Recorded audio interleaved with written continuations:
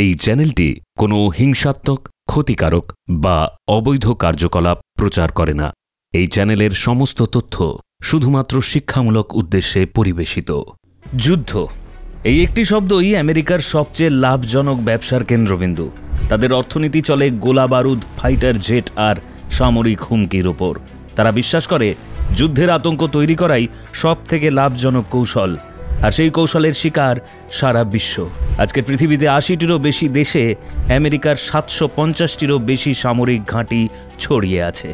প্রতিটি ঘাঁটি যেন এক একটা যুদ্ধের দোকান। ডিফেন্স চুক্তির নামে কোটি কোটি ডলারের অস্ত্র বিক্রি চলছে বছরের পর বছর। শুধু ২০২৪ সালেই আমেরিকায় যুদ্ধভিত্তিক বাণিজ্য থেকে আয় করেছে $৩১৮.৭ বিলিয়ন। এই অঙ্ক অনেক দেশের গোটা বাজেটের থেকেও বেশি। কিন্তু এই সাম্রাজ্য কাঁপছে এখন ভারতের একটি স্ট্র্যাটেজিক প্রত্যাঘাতে। একটি নিঃশব্দ কিন্তু ধ্বংসাত্মক কৌশলে ভারত যা করে দেখিয়েছে তা শুধু যুদ্ধের ভাষা নয়, এটা এক গভীর কূটনৈতিক বার্তা। আজকের ভিডিওতে আমরা জানব কিভাবে ভারতের সেই প্রত্যাঘাতে বিপর্যস্ত হচ্ছে আমেরিকার এই ডিফেন্স ব্যবসা, কিভাবে বিশ্ব জুড়ে মুখ ফিরিয়ে নিচ্ছে দেশগুলো, আর কিভাবে বদলে যাচ্ছে গ্লোবাল পাওয়ার ব্যালেন্স। ভিডিওটি শেষ পর্যন্ত দেখুন। ভিডিওর শেষে আপনার জন্য থাকছে ছোট্ট একটি কুইজ, যার উত্তর আপনাকে কমেন্টের মাধ্যমে জানাতে হবে। আর ভিডিওটি ইনফরমেটিভ লাগলে লাইক করুন, কমেন্ট করুন, শেয়ার করুন এবং আমাদের চ্যানেল সমৃদ্ধ বাংলা সাবস্ক্রাইব করুন এবং প্রেস করে দিন বেল আইকন, যাতে আমাদের পরবর্তী ভিডিওগুলো আপনার কাছে পৌঁছে যায় সবার আগে। 14 জুন ভারতীয় এক্সক্লুসিভ ইকোনমিক জোনে প্রবেশ করে বিশ্বের সবচেয়ে দামি স্টেলথ ফাইটার জেট, আমেরিকার তৈরি F-35। অত্যন্ত গর্বের সঙ্গে আমেরিকা এই ফাইটার জেটকে তুলে ধরে বিশ্বের কাছে। তারা দাবি করে এটি নাকি রাডার অদৃশ্য, অপ্রতিরোধ্য এক যুদ্ধযান। কিন্তু ভারতের অত্যাধুনিক রাডার সিস্টেম সেই অহংকারকে মুহূর্তে চুরমার করে দেয়। রাডার সিগন্যাল F-35কে ট্র্যাক করে, টার্গেট এবং লক করে দেয়। ঠিক তারপরেই সফটওয়্যার ও হাইড্রোলিক সিস্টেম সম্পূর্ণ বিকল হয়ে যায়। জেটটি প্রায় 1 মাসেরও বেশি সময় কেরালার উপকূলে মুখ গুঁজে পড়ে থাকে, অচল, অপমানিত ও নিষ্ক্রিয় অবস্থায়। এই দৃশ্য গোটা বিশ্ব দেখে ফেলে।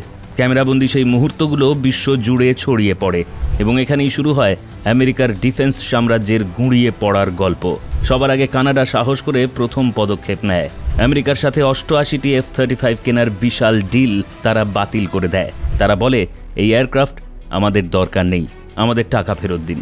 এই বার্তা শুধুই চুক্তি বাতিল ছিল না, ছিল একটা প্রতীকী বিদ্রোহ। এরপর একে একে ইউরোপের তুরস্ক, পর্তুগাল, পোল্যান্ডের মতো ন্যাটো সদস্য দেশগুলো নিজেদের F-35 অর্ডার বাতিল করতে থাকে। এসব চুক্তির পরিমাণ কয়েক হাজার কোটি ডলারের। আমেরিকার বিশ্বস্ত পণ্য ইমেজ এখন ধসে পড়ছে। এই দেশগুলো বিকল্পের খোঁজে এগিয়ে যেতে শুরু করে, আর সেই বিকল্প তৈরি করেছে ইউরোপ। রাফাল, গ্রিপেন এবং ইউরো টাইফুন, এই 3টি যুদ্ধবিমান এখন বিশ্ববাজারে জায়গা করে নিচ্ছে, কারণ এদের পেছনে কোনো গোপন সফটওয়্যার নেই। প্রতিবার ওড়াতে অনুমতির প্রয়োজন পড়ে না। আর সবচেয়ে বড় কথা, এই যুদ্ধবিমানগুলো যুদ্ধক্ষেত্রে সত্যিই প্রমাণ রাখতে পেরেছে নিজেদের যোগ্যতার। আর এখানেই প্রশ্ন উঠছে, তাহলে কি আমেরিকার F-35 আসলে একটি অতি মূল্যবান প্রেজেন্টেশন মাত্র? অনেক সামরিক বিশেষজ্ঞ বলছেন F-35 আসলে একটি বাণিজ্যিক পণ্য, যাকে মার্কিন প্রেসিডেন্টরা স্টেলথ বলে বাজারজাত করলেও আসলে স্টেলথ প্রযুক্তি থাকে শুধুমাত্র F-22 র্যাপ্টরে, যা তারা কখনোই কোনো দেশকে বিক্রি করে না। এদিকে ভারতের তৈরি দেশীয় ফাইটার জেট তেজাস এর ইঞ্জিন সরবরাহে আমেরিকার সঙ্গে ভারতের যে চুক্তি ছিল, সেখানেও দেখা দেয় বড় সমস্যা। বছরে 48টি ইঞ্জিন সরবরাহের কথা থাকলেও হাতে এসেছে মাত্র 4টি, তাও ভীষণ দেরিতে। শুধু তাই নয়, প্রতিবার জেট চালাতে হলে পারমিশন নিতে হচ্ছে পেন্টাগনের কাছ থেকে। সফটওয়্যার আপডেট চায় কিন্তু দেয় না। ভারতের মতো একটি স্বাধীন দেশের জন্য এটা ছিল অত্যন্ত অপমানজনক ও অবমাননাকর অভিজ্ঞতা। এইসব অভিজ্ঞতা দেখে বিশ্ব বুঝে গেছে আমেরিকার সঙ্গে ডিফেন্স চুক্তি মানে শুধু টাকা নয়, এর মানে চিরকালীন নির্ভরতা ও হুমকির শেকল। তাই ইউরোপের দেশগুলো এখন বিকল্প পথ নিচ্ছে। তাদের চোখে রাফাল, ইউরো টাইফুন, গ্রিপেন, এই 3জনই এখন বিশ্বাসযোগ্য ও কার্যকর বিকল্প। বিশেষজ্ঞদের কথা অনুযায়ী আমেরিকা যদি এই ধারা থামাতে না পারে, তাহলে 2025 অর্থ বছরের শেষে তারা প্রায় $2 ট্রিলিয়ন পর্যন্ত ক্ষতির মুখে পড়বে। এই ক্ষতি শুধু ডলারের অঙ্ক নয়, এটি তাদের বিশ্বমঞ্চে নেতৃত্ব হারানোর সংকেত। আর এই বিপর্যয়ের সূচনা হয়েছে ভারতের নিঃশব্দ প্রত্যাঘাতে। আমেরিকা চেয়েছিল ট্রেড ট্যারিফ বাড়িয়ে এবং পাকিস্তানকে পাশে নিয়ে রাজনৈতিক চাপ তৈরি করে ভারতের অর্থনীতি ভেঙে দিতে।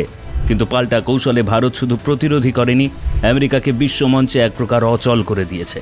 যেভাবে ভারতের র্যাডার সিস্টেম F-35কে নামিয়ে এনেছে তা কেবল এক জেট নয়, একটি দেশীয় আত্মবিশ্বাসের প্রতীক যা গোটা বিশ্বের চোখ খুলে দিয়েছে। আজ বিশ্ব দেখছে ভারত আর শুধু এক ভোক্তা দেশ নয়, ভারত এক নির্ণায়ক শক্তি যে নিজের কৌশলে বিশ্বের পাওয়ার ব্যালেন্স বদলে দিতে সক্ষম। এটাই আসল যুদ্ধ, যেখানে গুলি নেই কিন্তু কৌশলে আছে বজ্রাঘাত। আপনার মতে কি এইভাবেই ভারত ভবিষ্যতের বিশ্বে নেতৃত্বের আসনে বসতে চলেছে? আপনার মতামত কমেন্টে জানাতে ভুলবেন না। এবার রয়েছে আপনার জন্য ছোট্ট একটি কুইজ, যার উত্তর আপনাকে কমেন্টের মাধ্যমে জানাতে হবে। আর ভিডিওটি ইনফরমেটিভ লাগলে লাইক করুন, কমেন্ট করুন, শেয়ার করুন এবং আমাদের চ্যানেল সমৃদ্ধ বাংলা সাবস্ক্রাইব করুন এবং প্রেস করে দিন বেল আইকন, যাতে আমাদের পরবর্তী ভিডিওগুলো আপনার কাছে পৌঁছে যায় সবার আগে।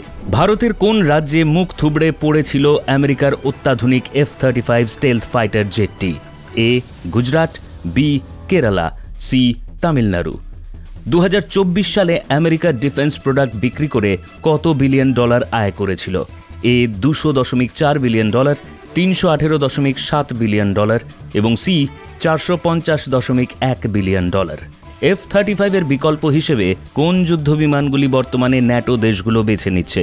এ ইউরো টাইফুন, রাফাল, গ্রিপেন, বি MiG-21, সুখোই 30, তেজাস, সি F-22 raptor, F-16 Mirage. F-35 stealth জেটের আসল স্টেলথ প্রযুক্তিটি কোন জেটে রয়েছে যা আমেরিকা অন্য দেশকে বিক্রি করে না? A F-16 fighting falcon, B F-22 raptor এবং সি F-117 নাইট হক।